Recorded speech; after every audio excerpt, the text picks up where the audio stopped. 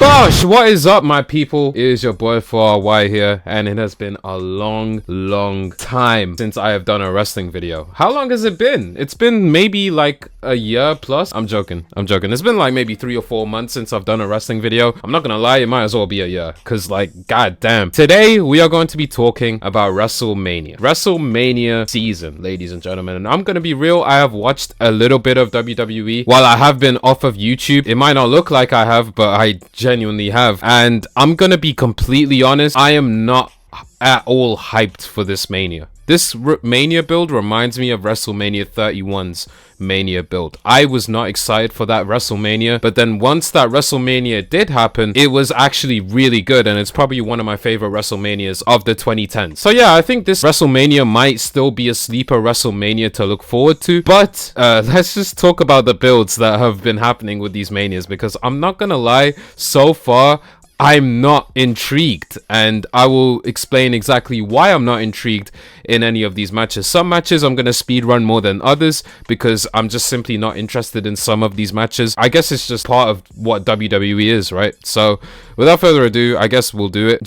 Fatu versus Drew McIntyre in an unsanctioned match. This is a very good build. This is probably the best build, I'll be honest, behind CM Punk and Roman Reigns, and maybe behind Cody and Orton. I don't know what they're gonna do to Cody and Orton leading up to Mania, but so far it's neck and neck between these two feuds. I'm gonna be so completely honest. Maybe Oba and Brock can, you know, can lead that way too, but the rest of these things, I'm gonna be completely honest, I'm not excited for. That's a little spoiler for you, but Fatu and Drew McIntyre, I am interested for, especially this being an unsanctioned match. This has a stipulation. Okay, this is the only match that is confirmed to have a stipulation. I can't lie, I'm gonna address some of the other ones that kind of do need a stipulation, or kind of I wish had a stipulation. I want to see this match have blood in it. I want to see this match be as brutal as possible. I want to see Fatu jump off the stage. I genuinely want to see that. I want to see Fatu do a Jeff Hardy in TNA and jump off the stage to the floor. I want to see that stuff happen. I want to see Drew McIntyre hit a Claymore from the fucking ladder. I would deadass love to see that. I'd pay to see that, bro. So yeah, no, genuinely, I think that match is definitely up there with a top contender to genuinely steal the show. Speaking of something that could have stole the show, but it's just booked really wrong, Sami Zayn versus Trick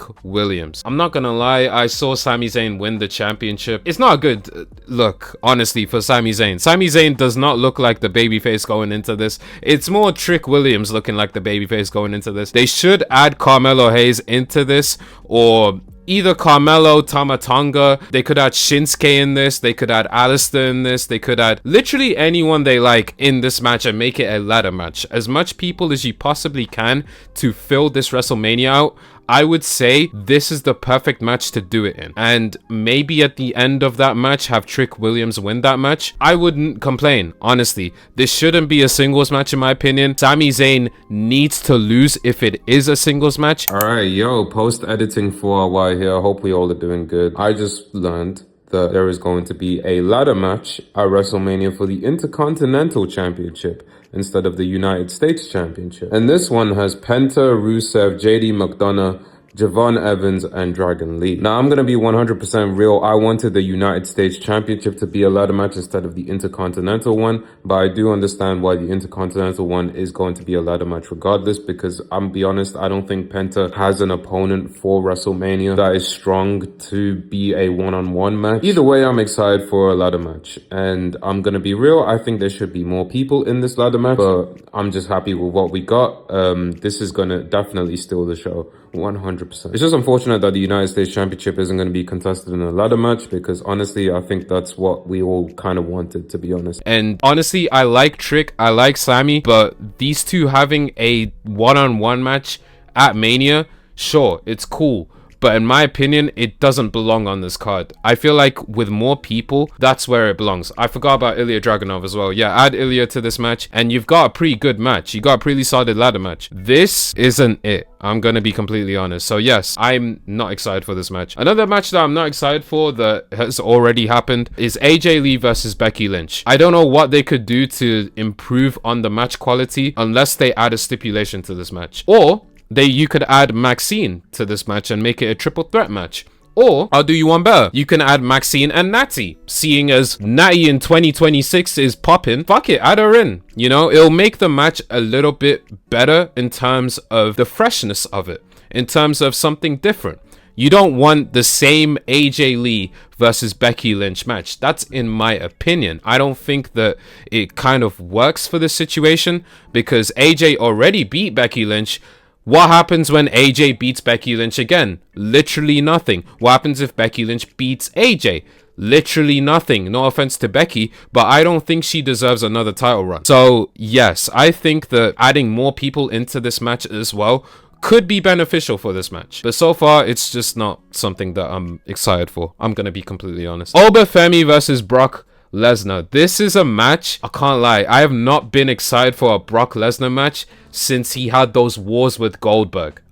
That's me being completely honest. So the fact that this match is happening, and it's happening for a very, very good reason, is something that I am truly, truly excited for. I'm very, very excited for Femi versus Brock Lesnar. I believe that Femi should win. There were rumors saying that Brock Lesnar and Paul Heyman don't want Brock to lose heading into SummerSlam, where his retirement match might be set. I honestly think that that would be a really bad idea. That would be a genuinely really bad idea. I think Femi should win. I think he should go over. Push this guy to the moon. Okay, push Femi to the moon and you've got yourself a star straight away. Okay, I miss the days when WWE built stars just like this. Just like this. Braun Breaker is someone that I believe is a star, but I believe he was booked to be on that top level pretty slow. It took him about a year or so to actually hit the main event scene. So I feel like with Femi, you can do this very, very easily by making him beat Brock Lesnar. If he does beat Lesnar, this will boost Femi's stocks. Brock Lesnar doesn't need to win this match. I feel like he is way past his prime. He's way past his tenure in WWE, in my opinion anyway. So I believe Femi should definitely take the crown. Go ahead and, you know, do great things in the future. Have matches with Gunther, have matches with Cody Rhodes, have matches with Roman Reigns. There could be endless possibilities for Femi. Brock Lesnar has already done most of what he needs to do, and there's literally nothing left for Lesnar to do. So him being wouldn't really make sense in the grand scheme of things. So yeah, I believe Femi should win this match. Jade Cargill versus Rhea Ripley. Now, I'm gonna be so honest, I am not enjoying this feud. It feels like they both don't like each other, and it feels like they both don't really respect each other in the ring. That's just my opinion. That's the kind of vibe I get from this feud. Sure, they're selling a feud, it's whatever, but going from like their Instagram tweets to the actual segments, it's just not something that I'm really interested in. Jade Cargill doesn't need a faction. She's literally built from stone. Like, she looks like a rock. Like, you can't make Jade Cargill a cowardly heel, in my opinion. I don't think it works for her character, especially the fact that she's carved in stone. Like, she looks like granite. She looks like a block. So the fact that you're giving her a faction to support this block of a human, it just doesn't make sense. I think, in my opinion, it doesn't really entice me. Rhea Ripley beating up Michin and B-Fab for 2-3 weeks isn't gonna move me. And I think Rhea Ripley will eventually beat Jade Cargill, but it's just not something that I'm looking forward to. You know, I'm not looking forward to A, another Rhea Ripley title reign, and B, this feud. I'm not excited for it. Maybe the match will be good. I don't know, because the match obviously hasn't happened yet. Maybe they cook, okay? Maybe they do actually end up doing a 5-star classic and we just don't know about it. But yeah, so far this isn't moving me. And the same can be said for Stephanie Vaquer versus Liv Morgan. I like both of these women. I think Liv Morgan winning the Royal Rumble is perfect, but them not revisiting the fact that Raquel got eliminated by Liv Morgan annoys me a lot. These two are literally together like two peas in a pod. Still, there's no tension between them. The Finn Balor and Dominic thing is still happening. I think that's probably going to be added in this card as well. All right, post editing for a while back again, and yes, Finn Balor versus Dominic Mysterio was added. This is something that I'm going to complain about again. I wish this was for the Intercontinental Championship so they can have something to fight for, but I'm happy that they're going to continue with this feud. And I'll be honest, I think Finn Balor needs this win more than Dominic. Dominic is still young in the game. Dominic can still go for another 10-15 years. Finn Balor doesn't really have enough time in the WWE to be a full-time competitor. And this is Finn Balor's time to get a push. I think this might be Finn Balor's last chance to get pushed too. So if anything, I think Finn Balor should win. Hopefully he brings back the Demon in this one, because I'm not gonna lie, I think the Demon would definitely work in this scenario. The last time we saw the Demon was at WrestleMania 39, I believe. Correct me if I'm wrong, against Edge. Finn Balor getting a push in the big 2026 is a very, very good sign too. I'm very, very happy for Finn Balor. These two, it's just not moving me. I'm gonna be honest. It would have moved me a lot more if Raquel Rodriguez was in this match. I believe if either Raquel or Roxanne, if any of those two women were in this match, it could really be a contender for like a match that I'm really excited for, in my opinion. It really needed that little spin. But I'm gonna be honest, there's nothing these two women can do to make me feel a gravitational pull towards this match, unless it does turn into a triple threat match in 2 weeks. So I don't think that's happening. I doubt that's happening, which is kind of unfortunate, but I guess it is what it is. I don't know who would win this match, I'm gonna be honest. And whoever does win this match, I really don't see them going that far with the title, which is very sad to say, but I don't think whoever wins this match is gonna go that far with the championship, because it's just, I don't know, I just don't see a future with these two women with the championship after WrestleMania. It's just, it's a weird situation and it's a weird way to go about it, but yeah, whoever wins, I guess it doesn't matter. It isn't a predictions video. Yeah, I just don't, I'm not with this feud. I can't even get my words out. I'm not with this feud, bro. Alright, and then we go to the two main events. Alright, this is the last time you're gonna see post-editing for a while, because before I get into the two main events, we have whatever this match is, and we have Gunther versus Seth Rollins. I want to talk about this Fatal 4-Way Women's Tag Team match first. This Women's Fatal 4-Way Tag Team match is actually very, very stacked. I'm actually very, very happy that Bayley and Lyra are in this card, because I'll be honest, I would have been very, very upset if they weren't. Whatever means necessary to get them on this card, and I honestly believe that they could possibly win this match. I also think this might be a show steal. As far as the Bella Twins, they don't move me in the big 2026. Charlotte and Alexa are cool, but again, it's just not something that I'm looking forward to. The only thing I'm looking forward to from them is the betrayal. And Nia Jax and Lash Legend are both very, very good in my opinion. I'm really enjoying their title reign, but I do prefer Bayley and Lyra winning the championship. As far as Gunther versus Seth Rollins, in my opinion, Gunther versus Seth Rollins makes zero sense. The build has been absolutely dog shit. It's been rushed. Like, they didn't even explain the motives behind Gunther attacking Seth Rollins. And it's just not really something that I'm looking forward to, but I do believe the match will be fire regardless. It's definitely a sleeper match to sleep on, but as far as the build itself, there is no build. This build literally happened in the space of maybe an hour or two. So yeah, I'm looking forward to this as a match itself, but as far as the build, there is no build to this, which is pretty upsetting considering the fact that most of the booking for this WrestleMania card has kind of been the same way. There hasn't really been big enough builds for this WrestleMania, which is kind of sad, but we move with what we get, and I'm kind of excited for this match. I can't even lie. The two main events that entice me, but also don't.